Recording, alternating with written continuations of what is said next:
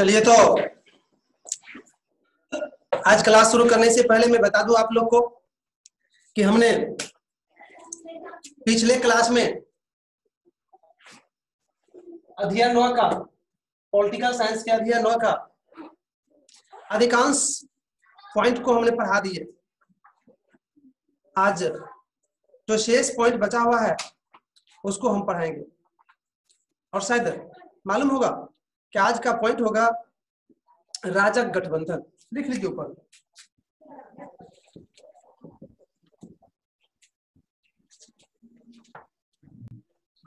ये इसका दूसरा भी संक्षेप में नाम है, वो भी थोड़ा लिख लीजिए। एनडीए। एनडीए बताएंगे पूरा डिटेल में हम क्या होता है नहीं होता है।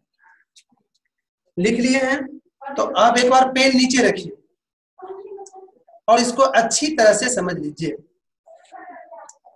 मैं बता दूं आप लोग को, राजग गठबंधन, राज से यहां पर होता है राष्ट्रीय और ज से होता है जनतांत्रिक और गो से होता है गठन, मतलब राष्ट्रीय जनतांत्रिक गठबंधन।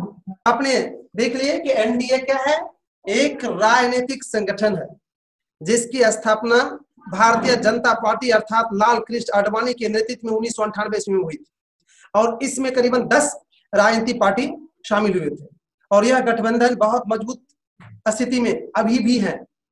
इसी गठबंधन के नेतृत्व में प्रधान सरकार बनी हुई है और माननीय मुख्यमंत्री जो नरेंद्र मोदी साहब हैं वो भी इसी गठबंधन के मुखिया हैं। तो शायद इस गठबंधन को समझ गए। राजग गठबंधन क्या है वो भी समझिए। अब इसको आप लोग नोट कर लीजिए। देखिए यह एक राजनीतिक संगठन है। इसका नेतृत्व भारतीय जनता पार्टी करती है। इसकी स्थापना 1998 ईस्वी में हुई थी। इसका संस्थापक भारतीय जनता पार्टी पोस्ट में लाल कृष्ण आडवाणी थे। यह एनडीए संक्षिप्त नाम है,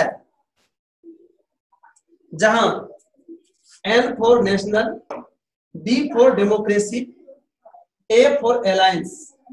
नेशनल का हो गया राष्ट्रीय, डेमोक्रेसी का हो गया जनतांत्रिक, अलायंस का हो गया गठबंधन। अर्थात नेशनल डेमोक्रेसी डेमोक्रेटिक अलायंस, इसका हिंदी होता है राष्ट्रीय जनतांत्रिक गठबंधन। Paragraph change. वर्तमान समय में केंद्र में इसी के नेतृत्व में सरकार चल रही है।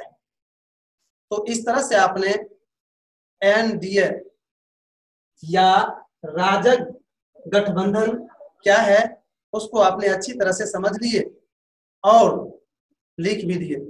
और हमने पहले ही आपको क्वेश्चन करने का भी अवसर दिया था, लेकिन आज बाद में भी फिर दे रहे हैं अवसर। है किसी को कोई दिक्कत? नहीं दिक्कत है तो हम आगे बढ़ेंगे। चलिए, आज किसी को दिक्कत नहीं है, अच्छी बात है। ध्यान से सुनिएगा तो कहीं दिक्कत होगा ही नहीं। हम अपने सब कुल्लू निकाल के रख देते हैं इसका। चलिए तो हम अगले पॉइंट की ओर बढ़ते हैं।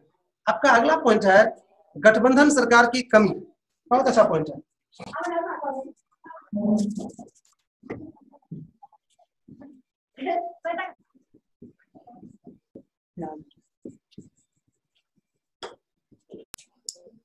एक बार पेन रखो मेरे भाई। गठबंधन सरकार की कमी। हमने गठबंधन क्या है और गठबंधन सरकार क्या होती है, गठबंधन राजनीति क्या होता है, पिछले क्लास में बताए थे और आज थोड़ा बहुत और इस पर प्रकाश डालते हैं। सुनिए, गठबंधन सरकार क्या होती है।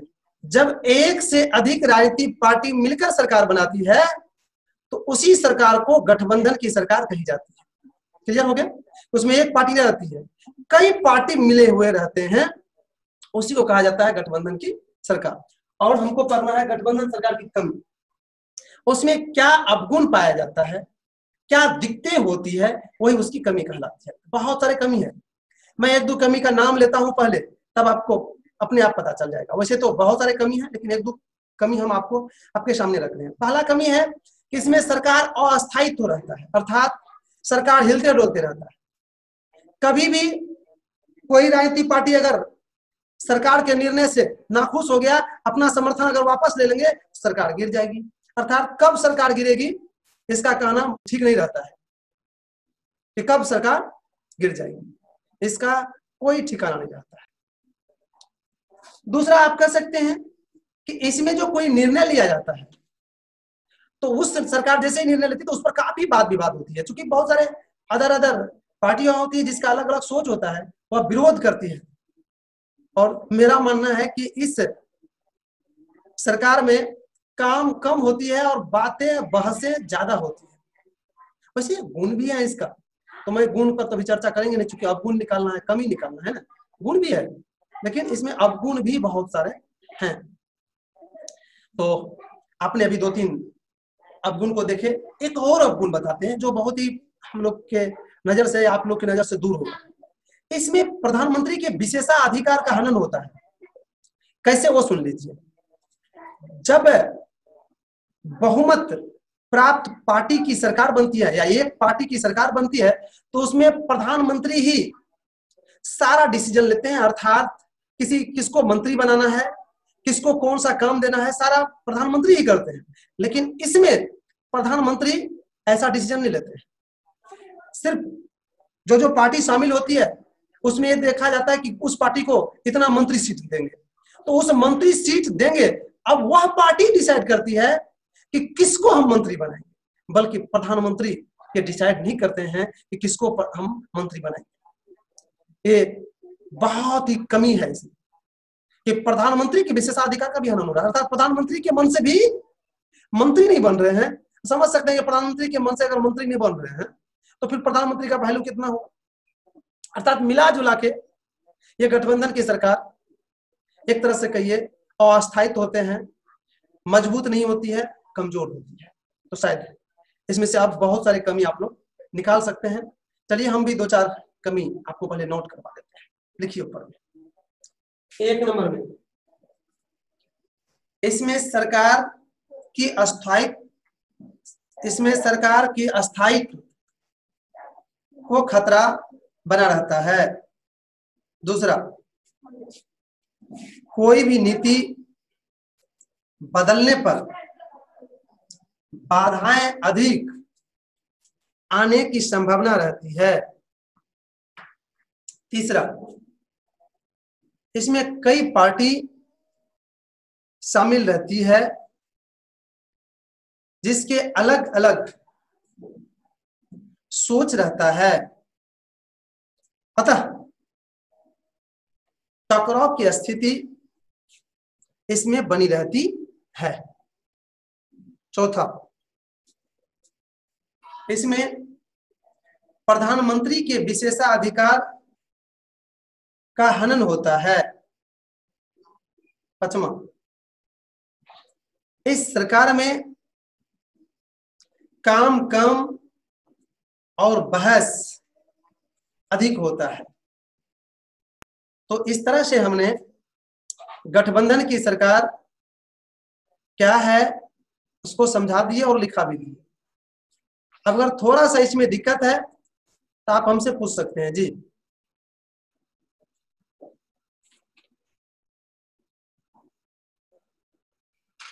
चलिए तो अच्छी बात है, नहीं दिक्कत है, लेकिन हम क्वेश्चन करेंगे आप लोग से। तैयार रहिए क्वेश्चन का जवाब देने के लिए। मोना, सुन रहे हैं? आवाज को ऑन करो। मैं आपसे जानना चाहता हूं कि गठबंधन की सरकार किसे कहते हैं?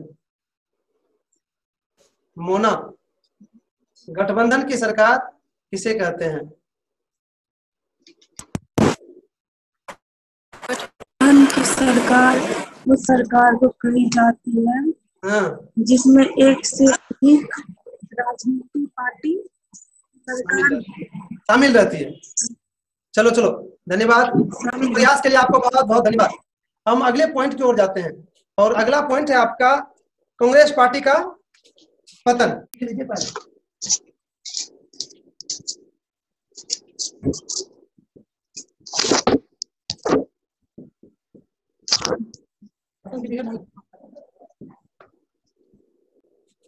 कांग्रेस पार्टी का पतन अर्थात कांग्रेस पार्टी के प्रभाव कम होना, उस पार्टी का विनाश की ओर बढ़ना, यही पतन कहलाता है मेरे भाई। 1989 के आम चुनाव में कांग्रेस की पराजय के साथ ही भारत की दलीय व्यवस्था से उसका प्रभाव समाप्त हो गया।